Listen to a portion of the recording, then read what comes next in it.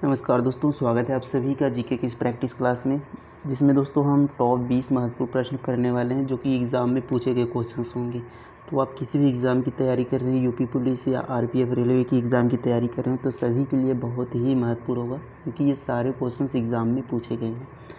तो चलिए देखते हैं पहले क्वेश्चन से। तो फर्स्ट क्वेश्चन है कि भारतीय संविधान में कितने मूल अधिकार और मौलिक कर्तव्य निर्धारित किए गए हैं। तो बताएंगे भारतीय संविधान में कितने मूल अधिकार और कितने मौलिक कर्तव्य यहाँ पर हैं। तो ऑप्शन ए इसका राइट आंसर हो जाएगा दोस्तों। मूल अधिकार कितने हैं, तो हमारे टोटल कितने 6 मूल अधिकार हैं। कितने मूल अधिकार हैं, तो टोटल 6 मूल अधिकार हैं। और बात करें दोस्तों मौलिक कर्तव्य की बात करें तो मौलिक कर्तव्य टोटल कितने हैं, 11 हैं। अब देखिए इनसे क्वेश्चन पूछा जाता है कि किस देश के संविधान से ये लिए गए हैं। तो याद रखेंगे मूल अधिकार आपके अमेरिका के संविधान से लिए गए हैं और मौलिक कर्तव्य आपके रूस के संविधान से लिए गए हैं, ये आप ध्यान रखेंगे। मूल अधिकार अनुच्छेद 12 से 35 तक है। कितना, अनुच्छेद 12 से 35 मूल अधिकार है। और मौलिक कर्तव्य अनुच्छेद 51 क या 51A कह सकते हैं। तो 51A में क्या है, मूल कर्तव्य है। और मौलिक अधिकार अनुच्छेद 12 से 35 तक ये निर्धारित किए गए हैं, ध्यान रखेंगे। नेक्स्ट क्वेश्चन देखेंगे। देखिए नेक्स्ट क्वेश्चन है पट्टचित्र। ये आप पट्टचित्र होगा, यहाँ पर कामा नहीं होगा। तो पट्टचित्र चित्रकला शैली किस राज्य का प्रमुख कला शैली है। तो पट्टचित्र चित्रकला शैली दोस्तों ये उड़ीसा का प्रमुख कला शैली है, ये आप याद रखेंगे। पेंटिंग की कला शैली है, तो डी क्या हो जाएगा, राइट आंसर हो जाएगा उड़ीसा की। और मधुबनी चित्रकला शैली याद रखेंगे, मधुबनी चित्रकला शैली कहाँ की है, तो ये बिहार की है। नेक्स्ट क्वेश्चन देखेंगे। देखिए अगला प्रश्न है, निम्नलिखित में किस कीट में ल्यूसीफेरिक नामक वर्णक होता है। तो किस कीट में ल्यूसीफेरी नामक वर्णक पाया जाता है। तितली में, रेड फ्लाई में, नाइट फ्लाई में या जुगनू में। तो ध्यान रखेंगे ल्यूसीफेरिन क्या है, एक तत्व होता है ल्यूसीफेरिन नामक एक तत्व होता है। इसमें ऑक्सीजन के मिलने पर यह एक प्रकाश उत्पन्न करता है। तो यह किस में पाया जाता है, तो यह जुगनू में पाया जाता है। डी इसका करेक्ट आंसर हो जाएगा। जुगनू में ल्यूसीफेरिन होता है जिससे वो ऑक्सीजन को मिलाकर प्रकाश उत्पन्न करते हैं। तो डी क्या हो जाएगा, करेक्ट आंसर हो जाएगा।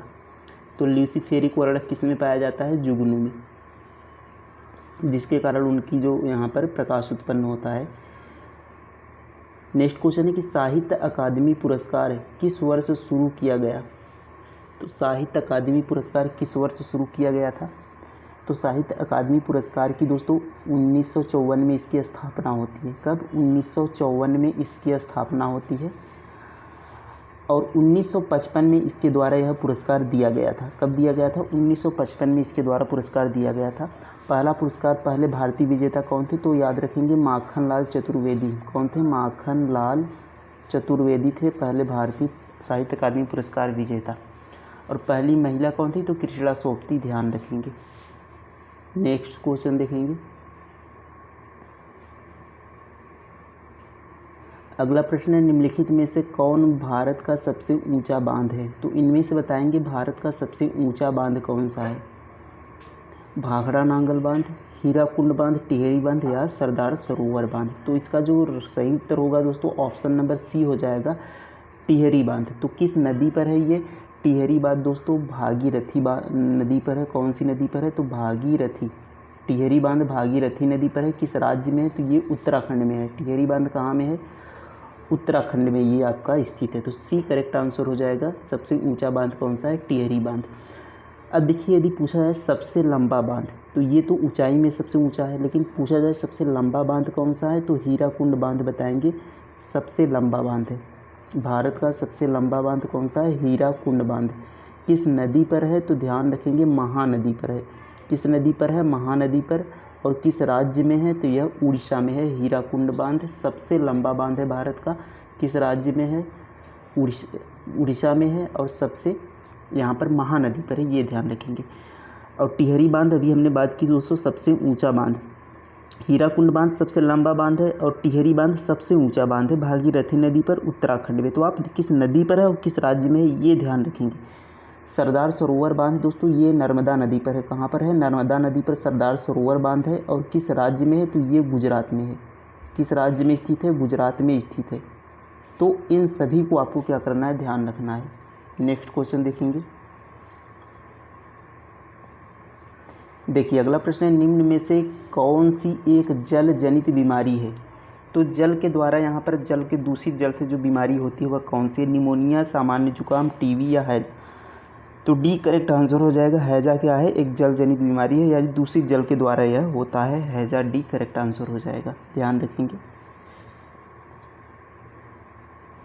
देखिए नेक्स्ट क्वेश्चन है कि जलवायु और मौसम में सभी परिवर्तन कहाँ होते हैं? तो जलवायु को जो सभी मौसम परिवर्तन होते हैं, बिजली का चमकना, बादल का गरजना, ये सब किस मंडल में होते हैं? तो ये सब सारी घटनाएं दोस्तों क्षोभ मंडल में होती हैं। ये करेक्ट आंसर हो जाएगा।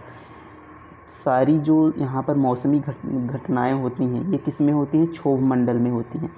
और वो देखिए पूछा जाता है वायुयान के लिए जो यहाँ पर अनुकूल यहाँ पर जो होता है मंडल वो कौन सा है? तो समताप मंडल में यहाँ पर वायुयान चलते हैं। तो समताप मंडल इसका राइट आंसर होगा वायुयान चलने के लिए। और यहाँ पर जलवायु मौसम जो परिवर्तन वह क्षोभ मंडल, ये करेक्ट आंसर हो जाएगा। नेक्स्ट क्वेश्चन देखते हैं। देखिए अगला प्रश्न है, 2014 में किस भाषा को शास्त्रीय भाषा का दर्जा मिला? तो टोटल शास्त्रीय भाषा कितने हैं? तो टोटल शास्त्रीय भाषा 6 हैं, याद रखेंगे। और 2014 में किसे शास्त्रीय भाषा का दर्जा दिया गया? तो 2014 में 6ठे शास्त्रीय भाषा का दर्जा दिया गया। और यह नवीनतम, पूछा जाए नवीनतम शास्त्रीय भाषा भी वही है। तो कौन सी है? वह है उड़िया। उड़िया डी यहाँ पर करेक्ट आंसर हो जाएगा। उड़िया नवीनतम शास्त्रीय भाषा है। 2014 में इसको क्या हुआ? शास्त्रीय भाषा का दर्जा दिया गया, ध्यान रखेंगे कौन सा है? उड़िया। नेक्स्ट क्वेश्चन देखते हैं। फतेहपुर सीकरी का निर्माण निम्न में से किस राजा ने करवाया था? तो फतेहपुर सीकरी का निर्माण किस राजा ने करवाया था? तो किसने करवाया था? अकबर ने। ये करेक्ट आंसर हो जाएगा। अकबर ने फतेहपुर सीकरी का निर्माण करवाया था।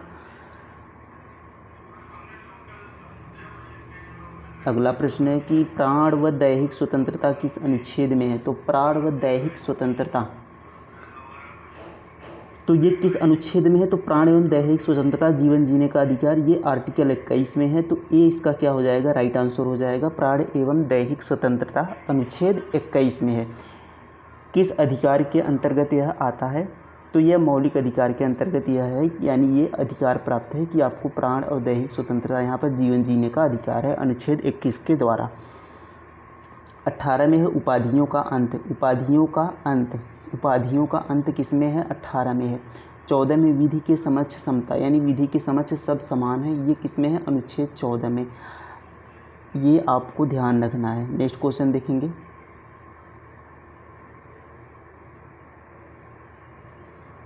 देखिए अगला प्रश्न, नुआखाई पर्व भारत के किस राज्य से संबंधित है?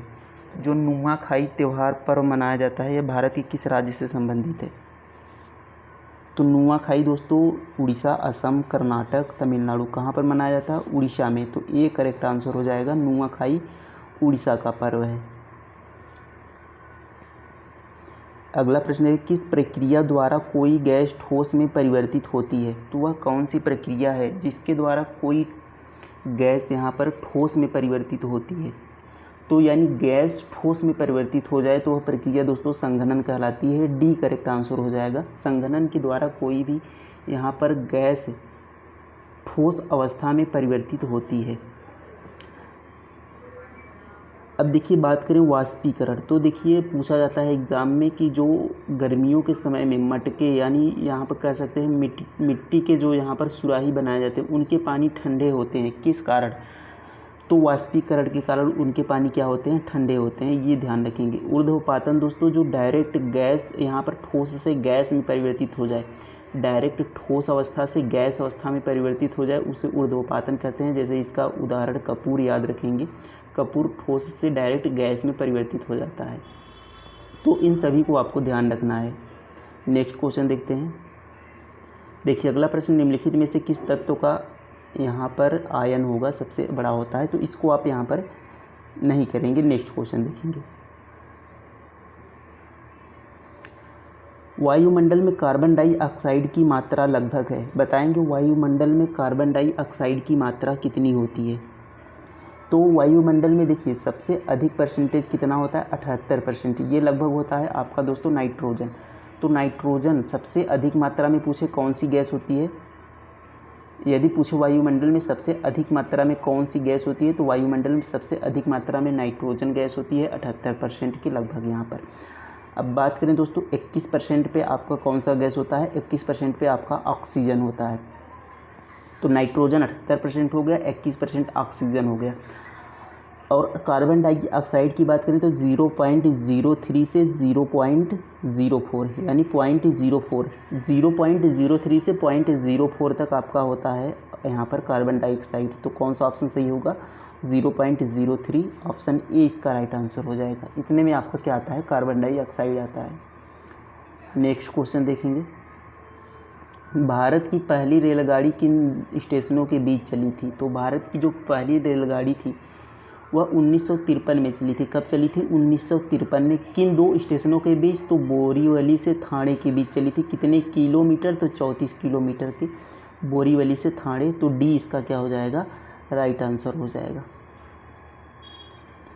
देखिए अगला प्रश्न देखते हैं। नेक्स्ट क्वेश्चन है, दिल्ली के बाद भारत में सबसे ज़्यादा आबादी वाला केंद्र शासित प्रदेश कौन सा है। तो दिल्ली सबसे अधिक केंद्र शासित, यहाँ पर सबसे अधिक आबादी वाला केंद्र शासित प्रदेश पूछे कौन सा है, तो वह है दिल्ली। यानी जहाँ की जनसंख्या घनत्व तो सबसे अधिक है, तो कौन सा है, वह दिल्ली। सबसे ज़्यादा आबादी वाला केंद्र शासित प्रदेश दिल्ली हो जाएगा। लेकिन दूसरे नंबर पर पूछे, दूसरे नंबर पर सबसे अधिक आबादी वाला, तो वह हो जाएगा चंडीगढ़। ये करेक्ट आंसर हो जाएगा। चंडीगढ़ दूसरे नंबर पर सबसे अधिक आबादी वाला शहर है। पहले नंबर पर हो गया दिल्ली, दूसरे नंबर पर हो गया चंडीगढ़। और सबसे कम आबादी वाला शहर कौन सा है, तो याद रखेंगे लक्षद्वीप। लक्षद्वीप सबसे कम आबादी वाला शहर है। नेक्स्ट क्वेश्चन देखेंगे, भारत के अटॉर्नी जनरल की नियुक्ति किसके द्वारा की जाती है। तो भारत के जो अटॉर्नी जनरल होते हैं या महान्यायवादी, जिनकी चर्चा किसमें है, अनुच्छेद 76। बहुत बार पूछा जाता है एग्जाम में कि अनुच्छेद 76 महान्यायवादी से संबंधित अनुच्छेद कौन सा है, या अनुच्छेद 76 में किसकी चर्चा है, तो महान्यायवादी की या अटॉर्नी जनरल की। तो पूछा इसकी नियुक्ति किसके द्वारा की जाती है, तो इसकी नियुक्ति दोस्तों प्रधानमंत्री के सलाह पर राष्ट्रपति द्वारा की जाती है। तो सी करेक्ट आंसर हो जाएगा, राष्ट्रपति द्वारा अटॉर्नी जनरल की नियुक्ति की जाती है। और यह राष्ट्रपति के ही प्रसाद पर्यंत कार्य करता है, यानी जब चाहे इसको राष्ट्रपति हटा सकते हैं इसके पद से। तो ध्यान रखेंगे, ये भारत का सबसे बड़ा वकील भी इसी को कहा जाता है, अटॉर्नी जनरल को। भारत सरकार का सबसे बड़ा वकील। नेक्स्ट क्वेश्चन है कि गुरु शिखर चोटी किस राज्य में स्थित है। तो गुरु शिखर चोटी दोस्तों यह राजस्थान राज्य में स्थित है। और पूछा जाता है अरावली की सबसे ऊंची चोटी है, यह अरावली पर्वत की सबसे ऊंची चोटी है, कौन सी है, गुरु शिखर। तो राजस्थान में है, एक करेक्ट आंसर हो जाएगा। अगला प्रश्न है, लोकसभा चुनाव के लिए योग्यता प्राप्त करने हेतु न्यूनतम आयु है। तो लोकसभा चुनाव आपको लड़ने के लिए आपकी योग्यता, आयु की योग्यता कितनी होनी चाहिए, यानी आप कितने वर्ष के हों तो आप लोकसभा की चुनाव लड़ सकते हैं। तो 18 वर्ष, 21 वर्ष, 35 वर्ष, 25 वर्ष। तो लोकसभा का चुनाव लड़ने के लिए आपकी आयु कम से कम 25 वर्ष होनी चाहिए। तो डी करेक्ट आंसर हो जाएगा, कम से कम 25 वर्ष। लेकिन यही बात करें राज्यसभा के लिए, तो राज्यसभा के लिए 30 वर्ष की आयु होनी चाहिए। तो लास्ट क्वेश्चन है दोस्तों, पंजाब केसरी की उपाधि किसे दी गई है। तो पंजाब केसरी की उपाधि किसे दी गई है, रणजीत सिंह, भगत सिंह, लाला लाजपत राय, सरदार बलदेव सिंह। तो पंजाब केसरी की उपाधि लाला लाजपत राय जी को दी गई है। सी क्या हो जाएगा, करेक्ट आंसर हो जाएगा। तो दोस्तों हमारे कंप्लीट होते हैं 20 नहीं 19 क्वेश्चन, क्योंकि ये क्वेश्चन हमने छोड़ दिया है। तो 19 क्वेश्चन में आज के टेस्ट में कितने क्वेश्चन आपने सही किए कमेंट में ज़रूर लिखें, और क्लास कैसी लगी ये भी कमेंट में ज़रूर बताएं। थैंक यू, धन्यवाद, जय हिंद।